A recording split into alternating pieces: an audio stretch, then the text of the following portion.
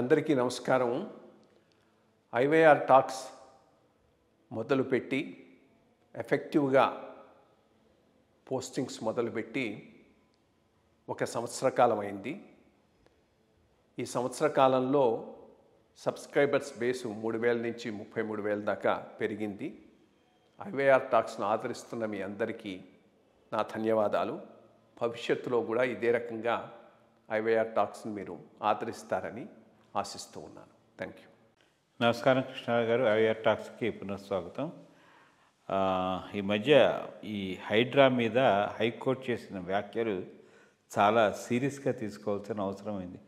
మీరు మీ పద్ధతి సంగారెడ్డిలో జరిగినటువంటి ఉదంతం తర్వాత మీరు మీ పద్ధతులు మీ పాలసీస్ క్లియర్గా స్పెల్ట్ అవుట్ చేసుకోకపోతే మీ కంటిన్యూ చేసే ఉనికే ప్రశ్నార్థకం అని చెప్పేసి కామెంట్ చేయడం జరిగింది. అసలు అట్లా చేయాల్సిన అవసరం ఏముంది? మరి రంగనాథ్ గారు ఆధ్వర్యంలో హైడ్రాని తీసుకువెళ్ళి ఎక్కడ పడితే అక్కడ కూల్చివేతలు అవన్నీ జరుగుతున్నాయంటున్నారు. ఒక నిర్దిష్టమైన పద్ధతిలో వెళ్తున్నారా, లేకపోతే పొలిటికల్ కంపల్షన్స్ వల్ల యాక్షన్స్ తీసుకుంటున్నారా? దాని మీద చిన్న వివరణ కావాలి. కరెక్ట్. అంటే హైకోర్టు అన్న అబ్జర్వేషన్లో మెరిట్ అయితే ఉన్నది. ఫస్ట్ ఆఫ్ ఆల్ హైడ్రా దేనికి పెట్టారు? హైడ్రా ఆబ్జెక్టివ్స్ ఏంటి? ఫోర్ షోర్లో, లేక్స్లో, నాలాస్లో ఉన్న ఎంక్రోచ్మెంట్స్ రిమూవలే వీళ్ళ ప్రధాన పాత్ర. లేక ఓవరాల్గా government lands protection, encroachment removal కూడా వీళ్ళ పాత్ర. అదొక బేసిక్ పాయింట్ మీద క్లారిటీ కావాలి. ప్రజలందరూ అండర్స్టాండ్ చేసుకున్నది HYDRAA more towards preservation, restoration of lakes, సరస్సులు, చెరువులు, నాలాలు అనే ఇంప్రెషన్ ఒకటి మొదటి నుంచి క్రియేట్ చేశారు. ఈరోజు బియాండ్ దట్ పోతున్నారు. పోయి గవర్నమెంట్ ల్యాండ్స్ మీద ఎంక్రోచ్మెంట్స్ కూడా రిమూవ్ చేసి అది తీసుకుంటున్నారు. మంచిదే, దాంట్లో కూడా తప్పు లేదు. బట్ ఒక సిస్టమాటిక్ ప్లాన్ ప్రకారంగా ఇవి ఏరియాసు, ఇవి మేము చేసేవి అని ఒక మాస్టర్ ప్లాన్ తయారు చేసుకొని ముందుకు పోతున్నారా? ఎక్కడ పొలిటికల్గా ప్రెషర్ వచ్చి చెయ్యమంటే అక్కడికి టార్గెట్ చేస్తున్నారా? మోస్ట్ గ్లేరింగ్గా అవుపిస్తూ ఉన్నది ఎంఐఎం లీడర్స్ వాళ్ళు ఆక్యుపై చేసిన ట్యాంక్ బెడ్ షో. దానిని అటాక్ చేసే దమ్ము హైడ్రాక్ లేదు. అట్లాంటప్పుడు మిగిలిన వాటి మీద పోవటమైంది. అదొక మేజర్ పాయింట్ ఒకటి ఎమర్జ్ అవుతున్నది. ఇదొకటి. కోర్స్ సంధ్యా కన్వెన్షన్ థియేటర్ వాళ్ళ దాంట్లో కొంత హైకోర్టు కామెంట్ చేసినట్టుంది. ఫ్యాక్ట్స్ మనకు తెలియవు కానీ పూర్తిగా.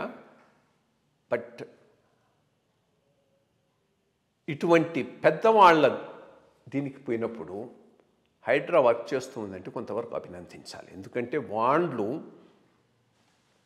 సిస్టమ్ను మ్యానిపులేట్ చేసి ఎటువంటి యాక్షను తీసుకోకుండా ఉండేటట్టుగా చేసుకోవడంలో చాలా సమర్థం.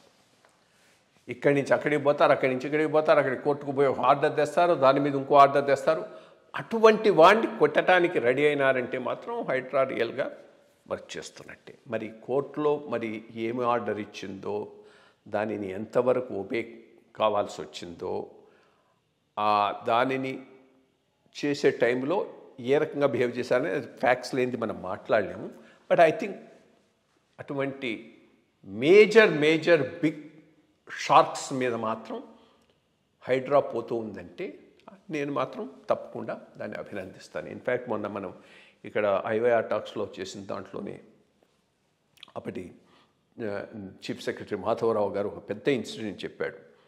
చాలా ఇంపార్టెంట్ ఇన్సిడెంట్. ట్యాంక్ బండ్ ఫోర్ షోర్లో ల్యాండు కలెక్టర్ దగ్గర మ్యానిపులేట్ చేసి వాడు పట్టా ల్యాండ్ తెచ్చేసుకున్నాడు. పట్టా ల్యాండ్ తెచ్చుకున్న తర్వాత ఏమైంది? కలెక్టర్కు విషయాలు తెలిసి భయపడి మళ్ళీ దాన్ని క్యాన్సిల్ చేశాడు. నువ్వు చేసావు, నీకే క్యాన్సిల్ చేసేటటువంటి అధికారం లేదు అని చెప్పి వీడు పోయి కోర్టు నుంచి ఆర్డర్ తెచ్చుకున్నాడు. దాన్ని రెగ్యులరైజ్ చేయమని సుప్రీంకోర్టు నుంచి ఆర్డర్ తెచ్చుకున్నాడు. యాక్చువల్గా ఇంకెవరైనా అయితే దాన్ని రెగ్యులరైజ్ చేసి ఉండేవాళ్ళు, బికాస్ సుప్రీంకోర్టు కంటెంప్ట్. దానిని కూడా ప్రెషర్ తట్టుకొని క్యాబినెట్ ఆర్డర్ తీసుకొని ఆ రెగ్యులరైజేషన్ కాకుండా ఆ రోజు చూచానని ఆయన చెప్పాడు. అంత ఇంట్రెస్ట్ ఆఫీసర్స్ తీసుకుంటే తప్పితే వాళ్ళకు అనుకూలంగా చేసుకునేటటువంటి అవకాశం తప్పకుండా ఉన్నది సిస్టంలో.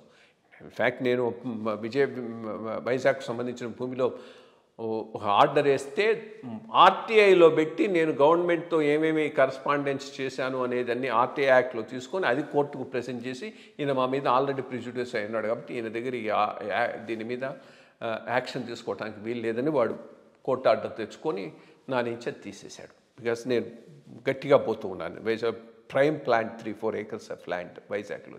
సో ఇటువంటి ఈ బిల్డర్సు, రియాల్టర్సు, వాళ్ళ రేంజి, వాళ్ళ యాక్సెస్సు, వాళ్ళ మెకనైజేషన్స్ తట్టుకోవడం చాలా కష్టం.